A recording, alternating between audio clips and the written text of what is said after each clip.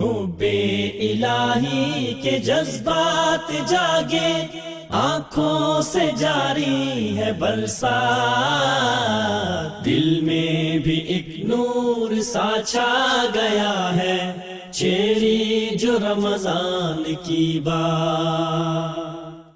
نحمدہ ونصلی علی رسولہ الکریم، اما بعد فاعوذ باللہ من الشیطان الرجیم، بسم اللہ الرحمن الرحیم، رب اشرح لی صدری ویسر لی امری واحلل عقدۃ من لسانی یفقہوا قولی۔ نبی صلی اللہ علیہ وسلم نے فرمایا، اللہ کی کتاب ایک رسی ہے جس کا ایک کنارہ اللہ تعالیٰ کے ہاتھ میں ہے اور دوسرا کنارہ بندے کے ہاتھ میں ہے۔ اب صلی اللہ علیہ وسلم کا یہ فرمان اس حوالے سے اہمیت کا حامل ہے کہ اس رسی کو مضبوطی سے تھامنے کی ضرورت ہے۔ سوال یہ پیدا ہوتا ہے کہ قرآن مجید کو ہم مضبوطی سے کیسے تھام سکتے ہیں؟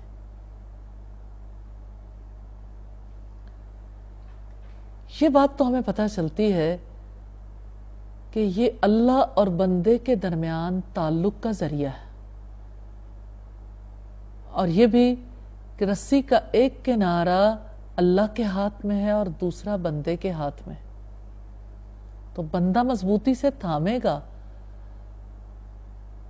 تو اللہ تعالیٰ سے تعلق قائم رہ سکے گا۔ تو قرآن مجید کو مضبوطی سے تھامنے والا وہ ہے جو اس کے حقوق ادا کرتا ہے۔ نزول قرآن کے مہینے میں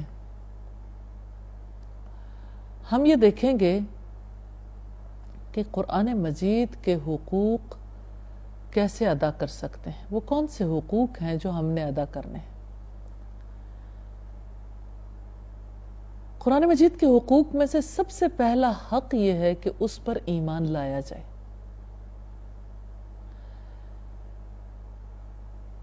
قرآن مجید پر ایمان لانے والا وہ ہے جو قرآن مجید میں بیان کیے گئے تمام علوم کے بارے میں یقین رکھتا ہے کہ وہ سب کچھ سچ ہے جو اس کتاب میں کہا گیا، جو اسے مان لیتا ہے، جو اس پر عمل پیرا ہوتا ہے، جو اس کے تقاضوں کو پورا کرتا ہے، وہی اس پر ایمان رکھتا ہے۔ قرآن مجید کے حقوق میں سے دوسرا بڑا حق یہ ہے کہ قرآن مجید کی تلاوت کی جائے۔ اس کتاب کی تلاوت کرنے کا اجر تو سب کو معلوم ہے۔ نبی صلی اللہ علیہ وسلم کی مشہور حدیث ہے، آپ صلی اللہ علیہ وسلم نے فرمایا، جو شخص قرآن مجید کی تلاوت کرتا ہے تو اس کو ہر حرف پر 10 نیکیوں کا ثواب ملتا ہے۔ اور میں یہ نہیں کہتا، اپنے الف لام میم کے بارے میں فرمایا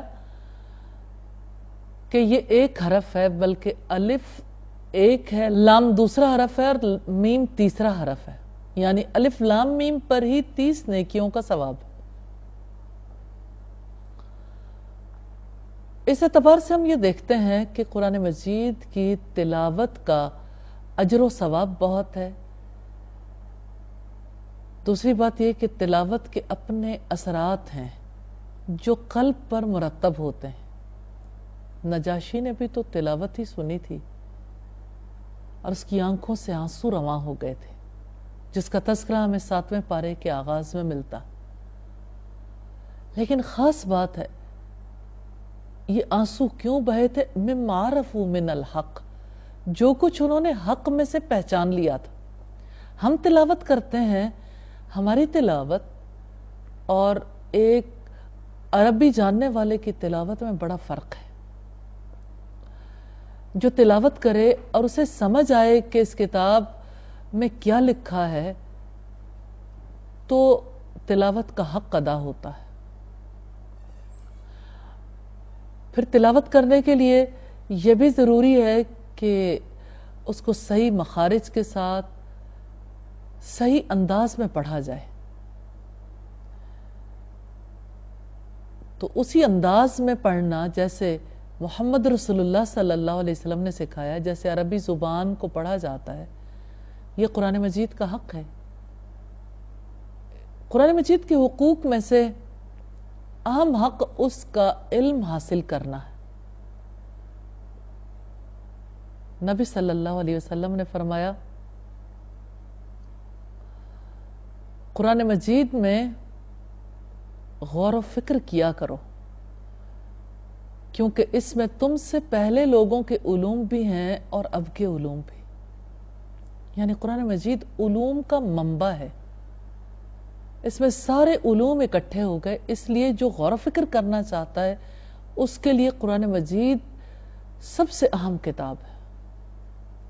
پھر آپ صلی اللہ علیہ وسلم نے اس کے علم کے بارے میں ایک خاص موقع پر جو تلقین کی تھی وہ بھی آپ کے سامنے رکھنا چاہتی ہوں۔ ایک صحابی کی روایت ہے کہ ہم مسجد میں بیٹھے قرآن حکیم کی تلاوت کر رہے تھے، آپ آئے، آپ نے ہمیں سلام کیا، ہم نے جواب دیا، پھر آپ نے فرمایا اللہ تعالیٰ کی کتاب کا علم حاصل کیا کرو۔ تو یہ کتاب ایسی ہے جس کا علم حاصل کرنے کی ضرورت ہے، کیونکہ اس میں ہماری زندگی کے لیے رہنمائی ہے، اس میں ہماری نجات کے سب طریقے بیان کیے گئے ہیں۔ اسی طرح سے ہم دیکھتے ہیں قرآن مجید کا حق ادا کرنے کے لیے جو کوششیں نبی صلی اللہ علیہ وسلم کے دور میں ہوئیں، جو کوششیں صحابہ کرام کے دور میں ہوئیں، جو آج تک جاری ہیں، لوگوں نے اپنی زندگیوں کا کثیر حصہ قرآن حکیم پر خرچ کیا ہے۔ یہ انویسٹمنٹ تھی ان کی زندگیوں کی۔ حقیقت یہ ہے کہ زندگی کی سب سے بڑی انویسٹمنٹ یہ ہے کہ انسان اس کتاب کا علم حاصل کرے، کیونکہ یہ کتاب اللہ سے جوڑنے کا بہترین ذریعہ ہے۔ اور پھر اس کتاب پر عمل نہیں کیا جا سکتا جب تک کہ کتاب کا علم نہ ہو۔ قرآن مجید کا تیسرا بڑا حق یہ ہے کہ ہم اس کتاب پر عمل کریں۔ نبی صلی اللہ علیہ وسلم نے فرمایا، قرآن مجید اللہ کی رسی ہے، جو اس کو مضبوطی سے تھامے گا کبھی گمراہ نہیں ہوگا، جو اس کو مضبوطی سے تھامے گا ہدایت پر رہے گا، جو اس کو چھوڑ دے گا گمراہ ہو جائے گا۔ تو یہ کتاب اللہ کی رسی ہے، اس کتاب کے ذریعے سے ہی اس پر عمل کیا جا سکتا ہے۔ اللہ کی ہدایت پر وہ ہے جس نے اسے پڑھا، سمجھا اور اس پر عمل کیا۔ وہ کیسے اللہ کی ہدایت پر ہو سکتا ہے جو صرف پڑھتا ہو مگر عمل نہ کرتا ہو؟ ہدایت پر ہونے کا مطلب ہے صاحب عمل ہونا۔ تو یہ کتاب آئی ہی عمل کرنے کے لیے ہے۔ کتاب پر عمل کرنے کا طریقہ کار کیا ہو؟ صحابہ کرام اپنی زندگی میں یہ طے کر لیتے تھے کہ ہم نے اس کتاب پر کیسے عمل کرنا ہے۔ مثال کے طور پر جیسے یہ آیات نازل ہوئیں، لَن تَنَالُوا الْبِرَّ حَتَّى تُنْفِقُوا مِمَّا تُحِبُّونَ، تم نیکی کے اعلیٰ مقام تک ہرگز نہیں پہنچ سکتے جب تک کہ تم اللہ کی راہ میں وہ نہ خرچ کرو جس سے تم محبت رکھتے ہو۔ اس موقع پر صحابہ کرام نے عمل کرنے کے لیے کس طرح سوچا، یہی ہر آیت کے بارے میں ہمارے لیے نمونہ ہے۔ نبی صلی اللہ علیہ وسلم کے پاس ابو طلحہ آئے، کہنے لگے، اے اللہ کے رسول، میرا یہ باغ بیرہا کا باغ تھا، اس میں 600 کھجوروں کے درخت ہیں، مجھے اپنے سارے مال سے زیادہ محبوب ہے، میں چاہتا ہوں اس محبوب مال کو اللہ کے لیے دے دوں۔ تو آپ صلی اللہ علیہ وسلم نے فرمایا اپنے چچا زاد بھائیوں کو دے دو۔ میں سمجھتی ہوں دونوں پہلوؤں پر غور کی ضرورت ہے۔ صحابی رسول نے عمل کرنے کا سوچا، عمل کے لیے رسول اللہ کے پاس پہنچے، رسول اللہ صلی اللہ علیہ وسلم نے عمل کا ایک اور راستہ بھی بتا دیا کہ اجر پانے کا ذریعہ کیا ہے، کہ اپنے قریب ترین حلقے سے آغاز کرو۔ نیکی کا آغاز اپنی ذات سے، اپنے قریب ترین حلقے سے کرنا چاہیے۔ کتنا مشکل ہے کسی انسان کے لیے اپنے مال کو دے کر خود بے مال والا ہو جانا، پھر اسی مال پر اپنے قریبی عزیزوں کو استفادہ کرتے ہوئے دیکھنا۔ حوصلے کی بات ہے، نبی صلی اللہ علیہ وسلم نے یہ حوصلہ کرنا سکھایا۔ آپ صلی اللہ علیہ وسلم کس طرح عمل کے لیے آمادہ کرتے تھے۔ حضرت زید آئے، کہنے لگے کہ میرا گھوڑا مجھے اپنے سب مال سے زیادہ محبوب ہے۔ اس پر آپ صلی اللہ علیہ وسلم نے فرمایا اپنے بیٹے کو دے دو۔ بیٹا خواہ کتنا بھی عزیز ہو، اگر انسان اپنے سے زیادہ اپنے بیٹے کو پریفرنس دے رہا ہو، ترجیح دے رہا ہو، تو پہلے بھی دے سکتا ہے۔ صحابیوں کا یہ طرز عمل ہمارے لیے نمونہ ہے کہ وہ اللہ کی رضا کے لیے سب کام کرتے تھے، اولاد کے لیے بھی جو کچھ کرتے تھے وہ بھی اللہ کی خوشی کی خاطر۔ تو حضرت زید نے اپنا قیمتی مال اللہ کے راستے میں دیا اور نبی صلی اللہ علیہ وسلم نے وہ ان کے بیٹے کو دلوا دیا۔ پھر اب دیکھیں کہ حضرت عمر رسول اللہ صلی اللہ علیہ وسلم کے پاس پہنچے، کہنے لگے مجھے خیبر کا مال، خیبر کی زمین سب مال سے زیادہ محبوب ہے، میں اسے اللہ کی خاطر دینا چاہتا ہوں۔ تو آپ صلی اللہ علیہ وسلم نے فرمایا اصل روک لو، پھل صدقہ کر دو۔ یہ ایک اور تلقین ہے، ایک عمل میں کئی عمل۔ یقیناً رسول اللہ صلی اللہ علیہ وسلم کے سکھائے ہوئے ہر طریقے میں بڑی حکمت ہے۔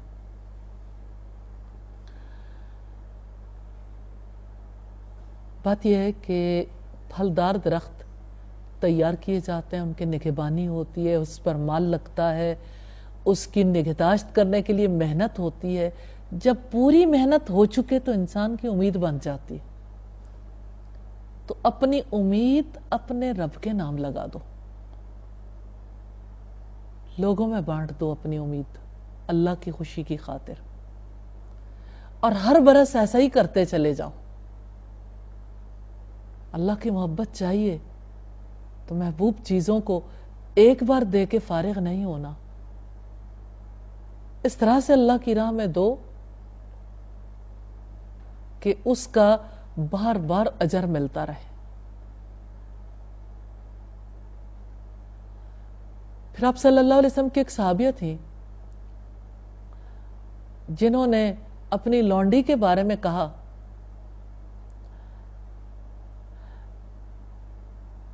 آپ صلی اللہ علیہ وسلم کے ایک صحابی تھے جنہوں نے اپنی لونڈی کو اللہ کی راہ میں آزاد کر دیا۔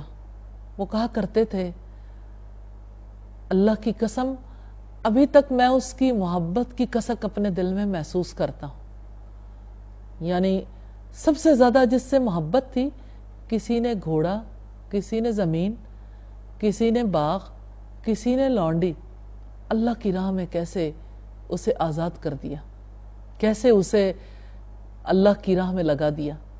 یقیناً ہمارے لیے سوچنے کے مقام ہے۔ تو آیات محض تلاوت کے لیے نہیں ہوتی، آیات محض سمجھنے کے لیے بھی نہیں ہوتی، اگرچہ دونوں کام کرنے ضروری ہیں، لیکن اصل چیز عمل ہے کہ انسان اس کے مطابق اپنی زندگی کو ڈھال سکے۔ تو آپ صلی اللہ علیہ وسلم کے ساتھی اسی کے لیے تگ و دو کرتے تھے۔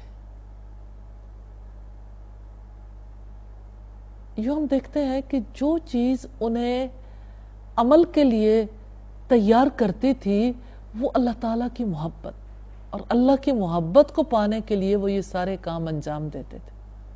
اب تلاوت قرآن کرتے ہوئے اللہ کی محبت، اللہ کی رضا کو نکال دیجئے تو بے روح الفاظ رہ جائیں گے۔ آپ علم سیکھتے ہوئے اللہ کی خوشی کو ایک طرف رکھ دیں، اللہ کی رضا کو ایک طرف رکھ دیں، تو یہ ایک خشک سا کام رہ جاتا ہے کہ آپ صرف ترجمہ سیکھتے جائیں، صرف تفسیر سیکھتے جائیں۔ اصل چیز جب نہیں ہوتی، کسی چیز کی کوئی بنیاد نہیں ہوتی، تو اس پر عمارت بھی تعمیر نہیں ہوتی۔ جس پودے کے بیج میں وائرس لگا ہوا ہو نا، وہ پودا بھی وائرس زدہ ہو جاتا ہے۔ کپاس کا بیج اگر وائرس زدہ ہو تو اس سے شاخیں بھی نکلتی ہیں، پھول بھی لگتے ہیں، لیکن اس کا پھل کبھی نہیں بنتا۔ وائرس کا اثر پھلوں میں جا کے محسوس ہوتا ہے۔ ایسے ہی جب کسی کے دل کو یقین نہیں ہوتا تو اس کا عمل کبھی نہیں بدلتا۔ اس لیے کتاب اللہ پر یقین ضروری ہے۔ یقین کے ساتھ اس کی تلاوت کریں، اس کا علم حاصل کریں، اس پر عمل کریں، یقین کے ساتھ اس کتاب کے پیغام کو دوسروں تک پہنچائیں۔ تو اس کتاب اللہ پر عمل کرنا ہے تو عمل کے لیے ایک ماحول چاہیے، ایسے ساتھی، ایسے افراد جو اللہ تعالیٰ کی کتاب پر عمل کرنا چاہتے ہیں ان کے درمیان رہنا، سیکھنے اور سکھانے والوں کے درمیان رہنا انسان کو بہت زیادہ ہیلپ کرتا ہے۔ اسی طرح سے قرآن مجید کے حقوق میں سے ایک حق یہ ہے کہ انسان اس پر غور و فکر کرے، تدبر کرے۔ رب العزت کا فرمان ہے افلا یتدبرون القرآن، کیا وہ قرآن پر غور و فکر نہیں کرتے یا ان کے دلوں پر تالے پڑے ہوئے ہیں؟ تو قرآن مجید میں غور و فکر کرنے کے لیے اس کا سچا علم ہونا ضروری ہے، باقاعدہ سیکھنا۔ ہماری سوسائٹی میں ایک بہت بڑا پرابلم ہے کہ لوگ باقاعدہ سیکھنے کی بجائے صرف اس کو اخبار کی طرح پڑھ لیتے ہیں یا میگزین کی طرح پڑھ لیتے ہیں، جس کی وجہ سے وہ اپنا مفہوم خود متعین کر لیتے ہیں۔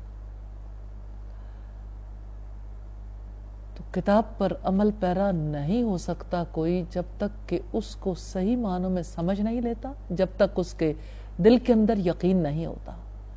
پھر قرآن مجید کے حقوق میں سے ایک حق یہ ہے کہ اس کی تعلیم دی جائے، اس کے پیغام کو عام کیا جائے، اس کی دعوت دی جائے۔ نبی صلی اللہ علیہ وسلم نے فرمایا جس نے قرآن مجید کی ایک آیت سکھائی، ایک آیت، اس کو اس وقت تک ثواب ملتا رہے گا جب تک وہ اس پر عمل کرتا رہے گا۔ قرآن مجید کی تعلیم دینے کا کتنا بڑا اجر ہے۔ آپ صلی اللہ علیہ وسلم نے فرمایا خیرکم من تعلم القرآن وعلمہ، تم میں سے بہترین لوگ وہ ہیں جو خود قرآن سیکھیں اور اسے دوسروں کو سکھائیں۔ تو یہ قرآن مجید اللہ تعالیٰ کی کتاب ہے، یہ شفا ہے ان سب چیزوں کے لیے جو سینوں کے اندر ہے۔ یہ رحمت ہے مومنوں کے لیے، قرآن مجید ہدایت ہے متقیوں کے لیے، یہ نصیحت ہے متقین کے لیے، یہ بیان ہے تمام لوگوں کے لیے۔ اس لیے اس قرآن مجید سے فائدہ اٹھانا ہے، اس کے حقوق کو ادا کرنا ہے۔ نبی صلی اللہ علیہ وسلم کی ذمہ داریاں قرآن حکیم میں کئی مقامات پر بیان ہوئی، 4 مقامات ایسے ہیں جہاں یہ ذمہ داریاں ملتی ہیں۔ سورہ ال عمران میرا رب العزت نے فرمایا لقد من اللہ علی الْمُؤْمِنِينَ اذ بعث فیہم رسولا من انفسہم یتلو علیہم آیاتہ ویزکیہم ویعلمہم الکتاب والحکمہ۔ بلا شبہ یقیناً اللہ نے مومنوں پر احسان کیا ہے کہ ان میں سے ہی رسول مبعوث فرمایا جو انہیں کتاب اور حکمت کی تعلیم دیتا ہے، انہیں اللہ تعالیٰ کی آیات کی تلاوت کر کے سناتا ہے اور ان کے نفوس کا تزکیہ کرتا ہے۔ تو تلاوت آیات، تعلیم کتاب یعنی قرآن مجید کی تعلیم دینا، حکمت کی تعلیم دینا، امام شافعی کہتے ہیں حکمت سے مراد حدیث رسول ہے، اور لوگوں کے نفوس کا تزکیہ کرنا، یہ آپ صلی اللہ علیہ وسلم کی ذمہ داریاں تھیں۔ تو آپ کی امت کی بھی ذمہ داریاں ہیں کہ وہ قرآن مجید کی تعلیم دے کر، قرآن مجید کے پیغام کو عام کر کے بہترین لوگوں میں شامل ہو جائیں۔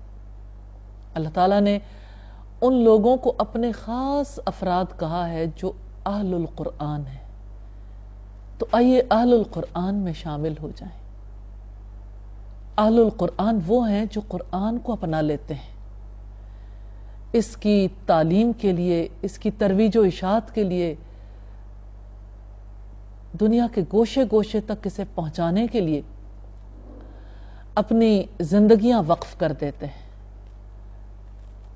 تو قرآن مجید کی ان ذمہ داریوں کو ادا کرنے کے لیے آپ بھی خود قرآن سیکھ سکتے ہیں، اس کا ترجمہ تفسیر، اس کی تجوید، اس کو حفظ کر سکتے ہیں، قرآن مجید پر عمل پیرا ہونے کے لیے کوششیں کر سکتے ہیں، اس کی تعلیم کے لیے خود ایفرٹ کر سکتے ہیں، ایسے تعلیمی ادارے بنا سکتے ہیں، ان تعلیمی اداروں کی مدد کر سکتے ہیں جو اس کام میں مصروف عمل ہیں، اور اس پیغام کو عام کرنے کے لیے آپ مدد کر سکتے ہیں وہ ٹی وی چینلز جو اس مقصد کے لیے کام کر رہے ہیں، وہ ویب سائٹس جو قرآن مجید کی پروموشن کے لیے کام کر رہی ہیں، وہ فیس بک کے ذریعے سے کام ہو یا کسی اور ذریعے سے، تعاونوا علی البر والتقوی، نیکی اور تقوی کے کاموں میں تعاون کرو۔